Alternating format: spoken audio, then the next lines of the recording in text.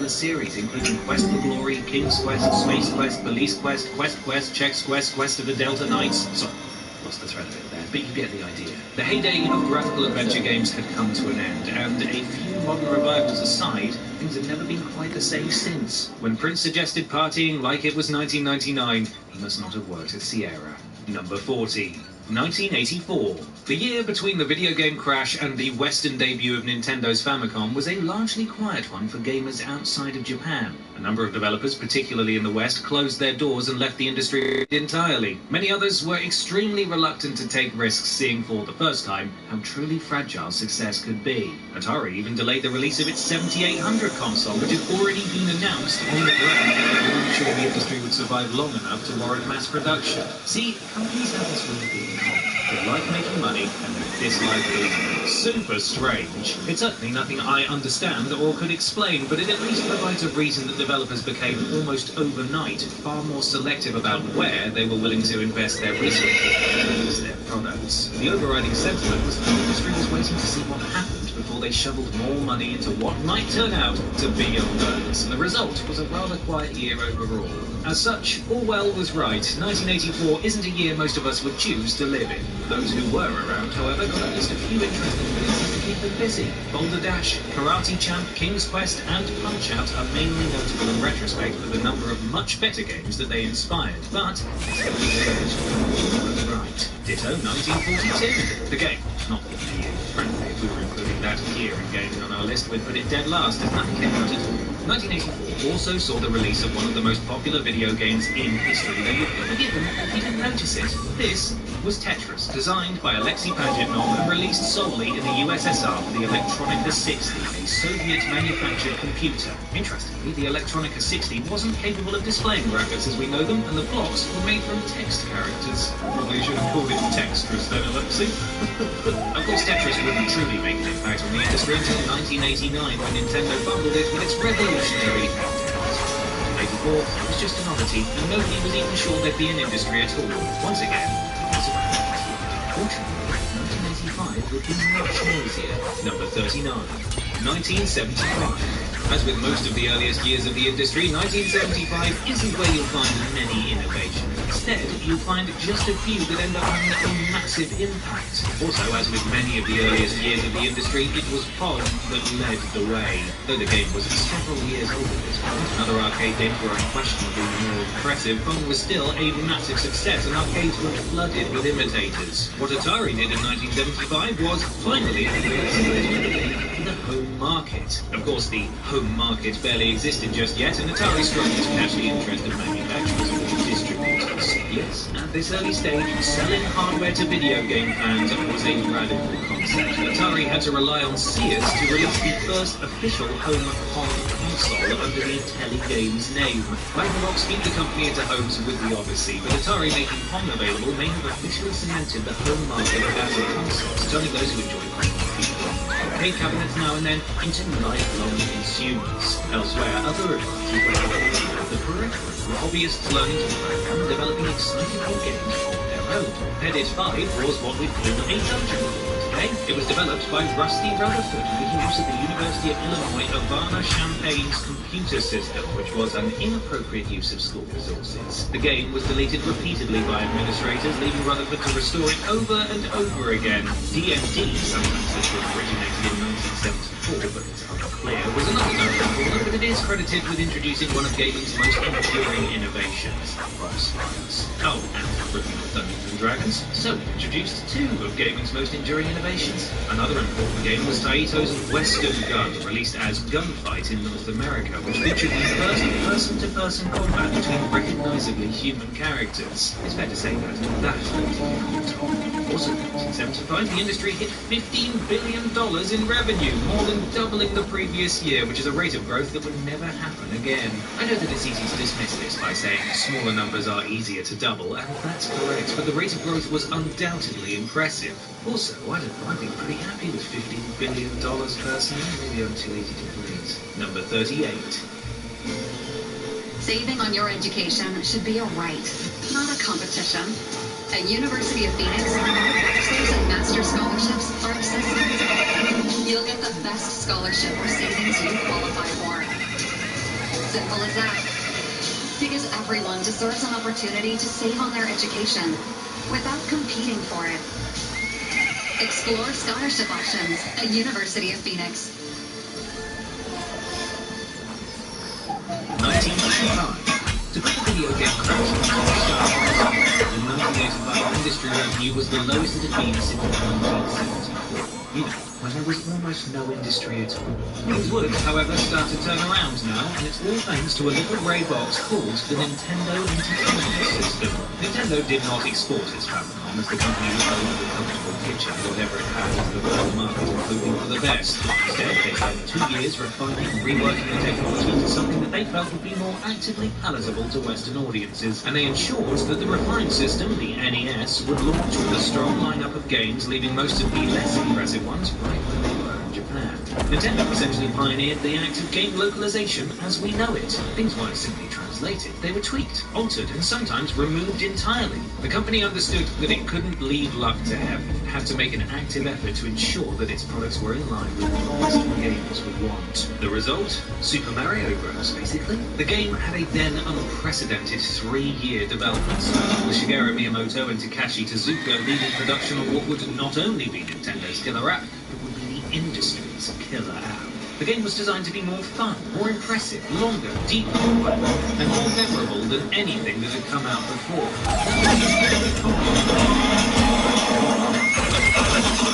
Super Mario Bros. Was exactly the shocking out that the game needed, and it immediately sparked a level of competition from other developers and console manufacturers that simply hadn't existed before. Also, Nintendo made literal tons of cash with their name. The year and every childhood and most of the money belongs to Nintendo, without question. But there were still worthwhile games coming out of other companies. Konami gave us Gradius, Sega gave us Space Harrier, Atari gave us Paperboy, Capcom gave us Ghosts and Goblins, and all of those are great. They also seemed pedestrian compared to Super Mario Bros., which felt like exactly what it was. A bridge to a much brighter future for gaming as a whole. Oh, also the Master System came out. Somebody might have bought one, but I haven't actually been able to buy it. Number 37, 1986. 1986 was a fairly quiet year as far as innovations went, but it wouldn't have felt that way. The NES was still fresh and was single-handedly and rapidly revitalizing the Western market. Looking back, it's easy to just glance over the new games and say, yes, they were good. But for gamers at the time, especially young ones, they weren't just good. They were thrilling. They were more varied and exciting than ever before, and every one of them was a little magical portal into entirely new worlds, where everything was available elsewhere. Yes, but still. 1986 basically hosted on its software, but that software went a long way towards cementing video game systems as household staples. If you didn't own an NES by the end of 1986, it didn't just mean that you had different hobbies, it meant that you were missing out on an entire wave of popular culture. What's more, for the first time since 1982, the year saw an increase in industry revenue rather than a decrease. The industry had not this was due in large part to the NES. Seriously, this one was a company for Nintendo. It's no surprise that most of the important games were released for that console. Castlevania, Dragon Quest, Adventure Island, Metroid, and Kid Icarus offered enough of their own to keep gamers busy, but Nintendo had to go and release The Legend of Zelda as well. He doesn't get enough credit for inventing the fact. Arcade fans got some nice new toys too, such as Bubble Bobble and Petra. And PC owners got an early attempt at a comedy-heavy game thanks to Space Quest. It was far from the best adventure game that anybody had played, but it was genuinely funny, which was impressive in itself. Also, the sequels weren't much better than prequels. Elsewhere, though, fans of Sega's victims of Sega's Master System were introduced to a character design to go toe-to-toe with Mario and break Nintendo's newfound stranglehold on the industry. I'll give you a hint. He's blue, he has spines, he's a hedgehog, his name is Sonic, and I'm lying because it was actually just Alex Kidd and nobody cared. We already covered Sonic's debut in entry number 49 anyway, you're so easy to fool. I swear. Number 36, 1974. Everyone knows rock attained perfection in 1974. It's a scientific fact. But what had video games? Well, the industry crossed $5 billion in revenue for the first time, which is significant, but developers were nowhere near perfecting games. Still, the quality was increasing. For instance, Pong might have been a fair enough approximation of tennis, but Taito's basketball had actual human players in it. Whether or not these are the first humans in video games is debatable. Without question, humans had at least been represented in games by this point, so Taito's real achievement was making them recognisably human. Even then, their arms are 3 times the length of their legs, and they have heads like toasters, but still. Elsewhere, Speed Race, released under 2 different names, Racer and Wheels, the following year in North America, looks and plays much like what top-down racing games would become for years to follow. Then there was Space Sim, one of the very first 3D games ever created. Its programmer, Jim Bowery, is well aware of how many other games followed in its footsteps, and in 2001 he even offered a bounty to anyone who could prove the existence of a multiplayer 3D virtual reality game prior to Space Sim. I'd love to collect that bounty by pointing out the existence of 1973's Maze, and it's almost certainly true that Maze preceded Space Sim, but the development timeline of that game is confusing. Some sources claim that Maze wasn't a proper game until 1974, when it was renamed Maze War. So I'll follow the historian's lead on this and credit both Space Sim and Maze as the parents of modern-day first-person shooters. Congratulations, your children will grow up to be awful. Both of these games were passion projects, however, and not commercial products, meaning that the one true landmark in 1974 was Atari's Tank, best known today for opening each episode with Cowboy Bebop. It's a very simple game that sees 2 players engaging in head-to-head vehicular combat, and it's still quite fun, which explains why we keep seeing variations on the same idea today. It was a hit for Atari, and it would later inspire some of their most successful home releases as well. In fact, we owe the game our gratitude for firming up Atari's standing in the burgeoning industry ahead of its first console, and helping the company to establish what home gaming would look like moving forwards. In other words, tanks were everything. Number 35. NFM makes styling your home simple with stress-free interior design services. Transform your space with special statement pieces, vibrant decor, and more, all in one store. Whether you're looking for a whole new look or one piece, NFM's creative interior designers will help you curate a look that fits your style and your budget. Explore our budget-friendly long-term financing options. Bring your vision to life today with NFM's interior design services. There's a lot of world to explore. As years go, It has been somewhat bland. Usually this would be a bad thing, but considering the couple of years that came before, I think we're all just relieved to have had a bit of stability. The game on everyone's lips was, of course, Elden Ring, the gorgeous open-world RPG by From Software that had everyone and their dog vying to become the Elden Lord. If you were one of the 5 people who weren't playing Elden Ring, it's likely you were instead diving headfirst into one of several hotly anticipated sequels, such as Horizon Forbidden West or God of War Ragnarok, or one of the many remasters, ports, or remakes that 2022 sent our way. Not everyone was pleased about all of these rehashings, though, and developer Naughty Dog had a huge amount of for remaking The Last of Us, a game which, at the time, was only 9 years old and had already been remastered once. Opinions remain divided on whether the improved visuals were worth the $70 price tag. In our writer's opinion, absolutely not.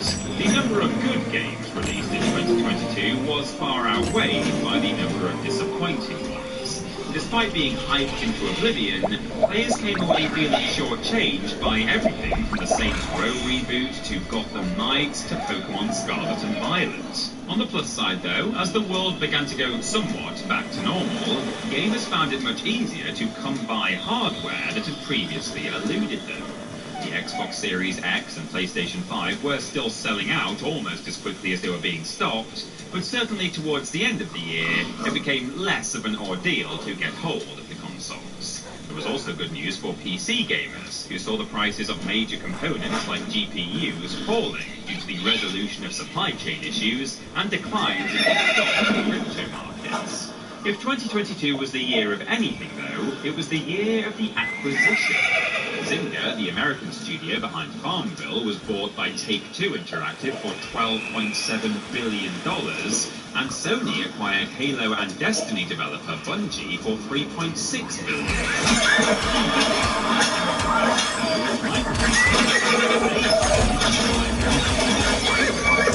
Activision Blizzard. With the acquisition be approved by international regulators, it will be the largest in video game history and will grant Microsoft the rights to a plethora of franchises. By this point, we should probably just accept Microsoft as our new overlords. Done with it. Number 34, 1989. You know, if 1989 gave rise to nothing other than the Game Boy, it would have still been a pretty important year. It was the first handheld to truly become a worldwide sensation, owing in huge part to all of the lessons Nintendo had learned from localizing its Famicom for the Western markets. The company understood that high-quality software was crucial to long-term sales as opposed to a quick-time rush. Nintendo wanted the Game Boy to actually stick around and to become a staple of pockets, just as the NES was now a staple of living rooms. Of course, nobody actually had pockets large enough to hold a Game Boy, but the intention was there, and so were the games, with Tetris single-handedly justifying the purchase. Additionally, Capcom was hitting its stride as well, with the release of, well, Strider, as well as Final Fight, both of which helped cement